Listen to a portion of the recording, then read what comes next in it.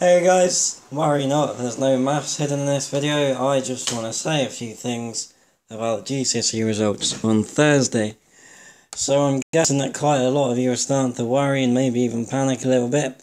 Believe me when I tell you it's not just you. I'm absolutely bricking it myself. I've got a good friend working in education as well. I know she's she's in the same boat. Try guys, try not to panic about it. Try to remain positive, alright? So I'm going to throw a few points at you. The first, and I believe this is the most important one to remember for you, your life is not defined by exam results.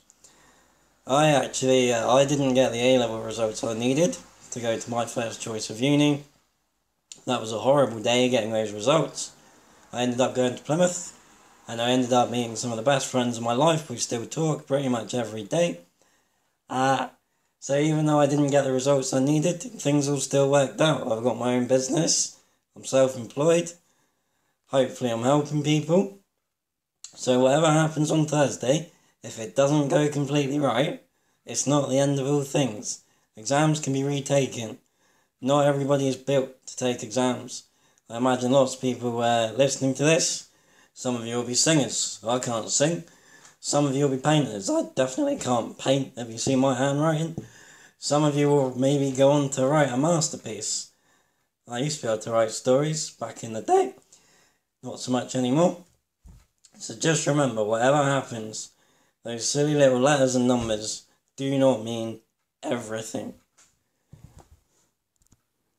Okay, so one thing that really wound me up this year with the new GCSE, particularly in maths, was the fact that they took away your formula sheet, which to me is completely ridiculous because they just turned maths into a memory game. Yes, there are parts of maths you do have to remember, times tables, simple addition and subtraction facts, really handy stuff, but putting all of those formulas on you, making you memorise them, on top of everything that you had to memorise in English as well.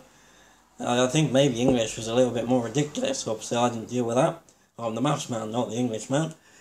How are you supposed to remember all those poems and passages from books without even being allowed to take a book in? What is the point in that? They're testing how well you can memorise things. Now maths is all about creativity and thinking outside of the box. The system, though, seems to want to make you all think like robots. They don't teach any of the cool bits of maths at school. They don't. They teach you a set of rules, and now they expect you to memorise them and know when to use them. None of the cool parts of maths are in there. So that's another thing. I mean, like, especially in these days as well, you know, we don't need to memorise anything. We've got everything at our fingertips. We've got the internet.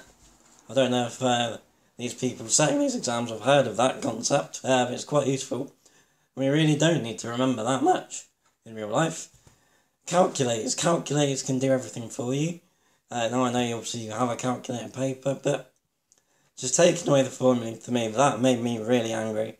And like I say, I just think it was redundant. What was the point? So my next point as well, I think it was completely unfair on you guys this year. You spent the first 3 years of your secondary school life working towards the old GCSE, and then the government all of a sudden go, nah, wait, we changed our minds, you guys can be the guinea pigs, and now you've only got 2 years, sorry about that, so you've got 2 years to learn all this new stuff, we're taking away your formulae, enjoy. That really wound me up, and I think that was completely ridiculous to me. It should have been the year 7s that started last September, that should have been the first ones to take this new GCSE, in 5 years' time. It should not have been on you guys. That's my biggest complaint with this whole thing. And then of course there's the whole rise in difficulty as well. There's no maths in GCSE that I didn't see until my second year of A level. What is that doing down at the GCSE level? No idea.